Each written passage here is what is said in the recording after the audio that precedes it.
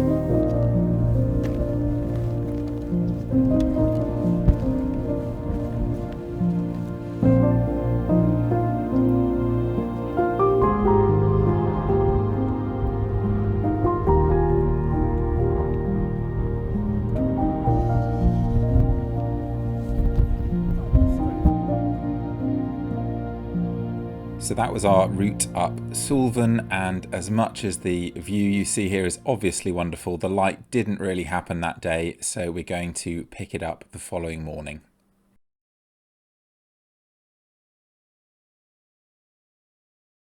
Good morning from the top of Suilven, and as you can probably see behind me, it's looking rather promising at the moment. Unfortunately, yesterday evening we got up here, and whilst we did have views, which was great, we didn't have any light at all, and in fact it was a little bit hazy and it never really improved. So we had our dinner and went to bed, had a nice long sleep, and then it rained very heavily this morning and we woke up in clouds, so didn't see anything at all. But it's now about 9 o'clock in the morning, so the sun's really got quite high.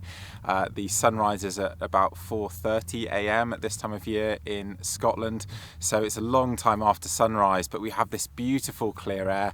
That rain's obviously really helped to clear the air, and the clouds are breaking up behind us. So I'm just hoping that some of the peaks are going to start to reveal themselves, but I'm going to spend my time just photographing some tighter views and some wider views of this incredible landscape behind me. So I thought I'd give you a quick tour of the view, and this is the view south from the summit looking towards Stack Polly, which is a mountain that's in clouds somewhere over there, and the two lochs in the foreground there is Fionn Loch, and in the midground is Loch Sionnesgaig. So it's those lochans really that make this view as special as it is, and particularly with these summer greens and this clear air, it really does look very fresh. But I think the shot that I took earlier of this scene as the cloud was a little bit heavier might actually be better than I get subsequently, because I quite liked the way that the lochans were surrounded by cloud. But if I just whip the camera off to the left here, then this is now pointing towards Cull Moor. So there's a much more substantial mountain here, and it doesn't quite tie together perfectly if you're shooting this all as a panorama. There's a little bit of a disconnect, but if the cloud works out well and the mountain shows itself, then I'm kind of hopeful that maybe we'll be able to get a panorama there.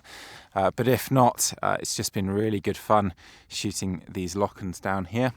And finally, Suilven is actually a twin-peaked summit, so there's one of the clients there enjoying his photography, but there's another mountain peak hidden in the cloud here, and it's really quite pyramidal, so I'm hopeful that that one's going to pop out of the cloud at some point, but for now it's staying resolutely hidden. This cloud that's just passing out of shot now just beautifully framed the view that I was shooting, so you're just seeing that revealed now. And when I'm shooting these kinds of scenes that have a simple beauty to them, I tend not to look for foreground elements. Actually, at my feet there's a decent amount of Torridonian sandstone, but it's just a very different foreground to be introducing. So if I just pan down so you can see that quickly, you can see we have these broken rocks, but actually trying to include those in this scene I think would feel quite forced. And simplicity is the much better approach here, even though there's nothing especially clever about doing that. And in terms of framing, I'm actually just looking to create the right balance between green and water. And of course, if I can get that framing effect from the cloud as well, then all the better. I have to say I'm thrilled to bits with this image for very personal reasons, really. It does have some obvious qualities that will appeal to everyone, I'm sure. There's beautiful reflections down there in the Lochan's, lovely dappled light, and the cloud is broken up in an almost perfect way.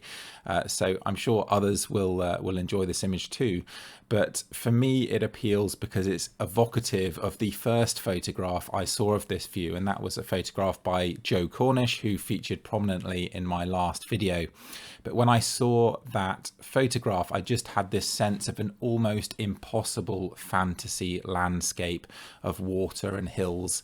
And I just couldn't believe that that existed in Scotland. And this image is by far the closest I've got to capturing that feeling. So in some ways, this is a very personal image and one that I'm certainly going to treasure. Been out for 2 hours now, watching the cloud change mostly, not doing too much photography because I think the best shots I have were probably from earlier, photographing that right-hand side of the frame that you see there now, although we couldn't see so far into the distance, couldn't see those mountains at the back. But I thought I would just come back to this scene and talk about the composition of it a little bit, because you can see that right-hand side of the frame does fit together fairly naturally with the peaks at the back and the Lochan's in the foreground. And quite often when I'm shooting mountain scenery, I do come up with a very particular way of shooting certain scenes because they seem to fit together very nicely compositionally. So in this case, one thing you might be tempted to do is try and include that mountain on the left, Cull Moor, and shoot it as a panorama. But for me, that doesn't hold together well because you have all of that interest in the Lochan's on the right-hand side, but nothing really to counterbalance it on the left. So in order to make this work as a panorama, I'd really be looking for some quite exciting light so that the mountain really lit up and we could see all of the form of the land beneath it. So I just thought that would be an interesting reference point, because quite often these mountain scenes do work in some very particular ways, and it's well worth thinking about how you're going to arrange these distant elements within your frame. As the morning progressed, the cloud continued to lift and break up. The twin summit of Suilven stayed in cloud for quite some time, I have to say, but it did eventually break free, although by this point the light is obviously quite harsh and not really the kind of conditions that I would want to make the most of a scene like this. I didn't hold too many hopes for that evening either, so I didn't actually vlog from this point where we walked down the mountain and round the base of it. But I did shoot a time lapse just before we left, and we're now going to pick up the video that evening. Hello everyone, again from the northwest Highlands. We're not far from our camp at the base of Suilven, which is actually not the mountain you can see behind me. Suilven is over there, but I just don't want to be looking into the sun whilst recording this video. This is going to be focused on actually just shooting a single scene. So I'm actually going to take quite a few photos whilst I'm in this area because it's very beautiful, and I will very quickly show you around. But the video is actually just going to focus on me taking one particular idea and running with it, so building a composition around a particular concept. So first let's have a quick look around and then we'll get focused in on that shot. So that's the sunset direction. You can see some really beautiful fog forming down in the valley down there, but it looks like sunset is a pretty sure thing as long as that fog doesn't get up to where we are on this hill here. So if I spin you around now and just brighten the exposure a bit so you can see what's going on, that is Cwnag over there, which is the view that I started with, and we've got a few of the clients here. That's Tim and Steve and Jason closest to the frame, who's a very successful photographer in his own right. But these are the mountains that we've come to photograph, particularly this one here. This is Suilven, which we camped on last night and came down this afternoon, having had quite a nice late morning shoot up there, having been in the cloud prior to that. And there's Canisp off to the left there. And if I look around further, we've got Culmore, Culbeg and Stack Polly. So lovely view to the south as well. And there's the last of the clients. So yeah, 4 of us on this trip for 4 nights and 5 days. And really pleased to have this lovely weather up here, because actually this wasn't forecast. But now let's get stuck into this composition. So no prizes for recognising the massive continuity error here, because it's now half an hour later than that previous clip, and that's because the mist rolled in and then disappeared briefly, broke around the mountain and gave me the opportunity to execute that shot that I'd already planned. So the shot's in the bag, and now I'm going to talk you through it. So this is the scene that I want to photograph, and I actually got to this position by trying to get this kind of shape of the mountain Suilven. So I kind of want to walk moderately far away from it to get quite a strong profile, and then as much to the right whilst keeping my height as possible, so that that little tail that you can see on the left hand side of the mountain diminishes. You can't quite get far enough round, but this is a pretty good compromise, I think, because we can see those hills to the right. So that's given me my broad position, the area that I've actually finished in with my group. And I have actually been to this area just once before, a long time ago, and so I was keen to come here again and do it better justice, because actually I'd shot a wide angle shot of this pool in the past, which I'll bring up on screen now, where I just wasn't quite happy with the balance of the composition, the wide, ultra wide feel of it, and the colour palette too. So it was a shot that I definitely wanted to rework, and I knew that this pool had some potential. But if I shoot from up here, it's just a little bit boring. I mean, it's obviously spectacular scenery, so it does work on its own just fine, but I wanted to achieve something a bit more interesting. So we're going to walk down to the water's edge there and see what it looks like from there. So this was my first port of call at the water's edge, and it's so calm that this is an obvious place to come, because of course you make the most of the reflections, and most of you all know that as you get lower you kind of make that reflection more and more prominent, but also stronger. And you can also use a polarizer to slightly enhance a reflection. Lots of you will know that you can remove a reflection with a polarizer, but you may not know that you can also enhance it very, very slightly.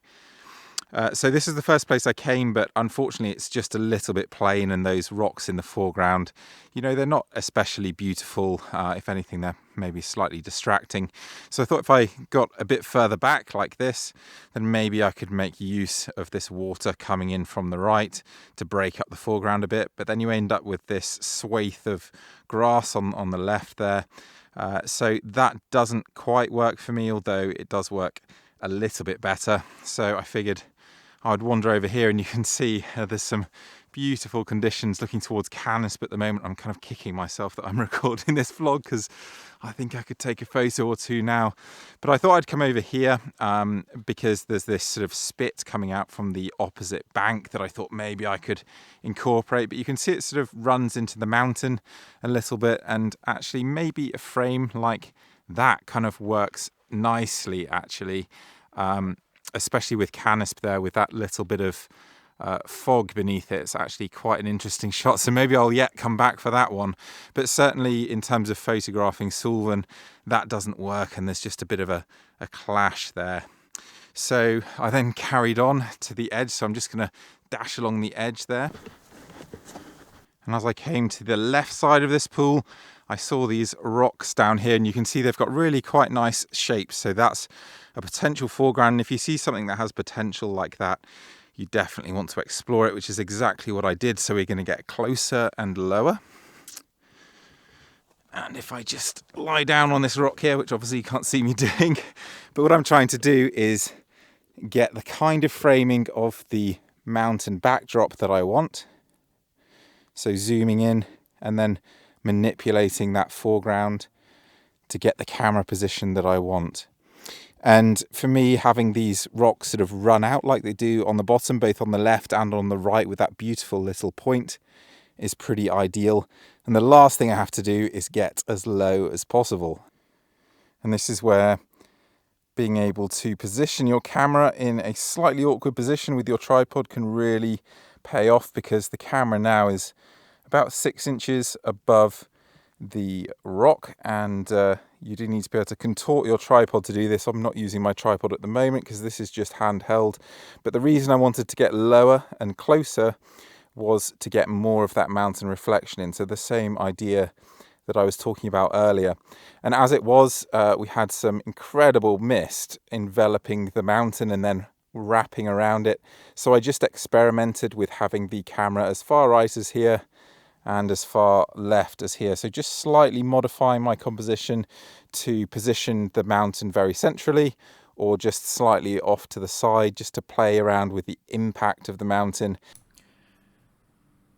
Just before I show you the finished image, I thought I would show you all of my unedited raw files from that 10-minute sequence of light where this stunning cloud was enshrouding Suilven there. It really was quite magical, but very short-lived too. So I took a number of shots from more or less the same location. I'd settled into a composition, but you can see me just tweaking the framing slightly, and in particular zooming out and zooming back in, because quite often I'm unsure exactly how much space I'm going to want in the finished image. This is the frame that I chose, which I've just cropped, so this is still otherwise the unedited raw file. And I think this is the best frame just because of the amount of cloud. It looks about perfect to me on Suilven, and it has that lovely line to it as well, that diagonal line. And here is the edited version, which doesn't quite align perfectly because this is actually the combination of 2 exposures, because I focus bracketed this shot, as in fact I did every single one of those previous frames that I've just shown you. And that's just to make sure that the foreground is absolutely pin sharp along with the background. And I couldn't really be too much more happy with this image. It's certainly the best image I have of Suilven from the base in conditions that you can only really dream of. Obviously, the combination of light and cloud like this doesn't happen very often at all, and I could hardly have made up a better scenario, even with the way that the cloud breaks up the sky at the top of the frame there. But as much as I like it, I do have one issue, and that's related to perspective. So if I just put a whole load of lines on the image here, you can see that all of these near vertical lines should be true vertical, but perspective means that they aren't even close to vertical in some cases.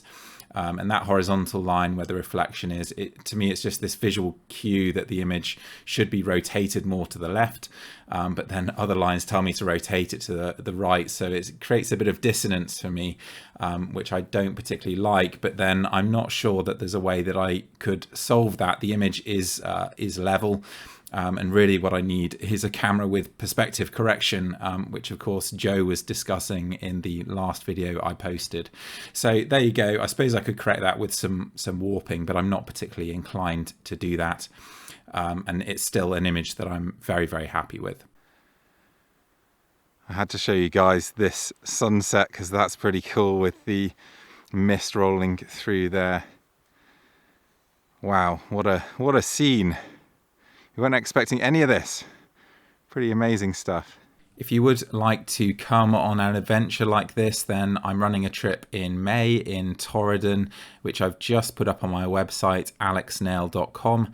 And of course, if you'd like to see more videos like this, please do like and subscribe. That's going to encourage me to put more and more effort and time into these videos, and hopefully continue to create content that you guys enjoy. So thanks for watching.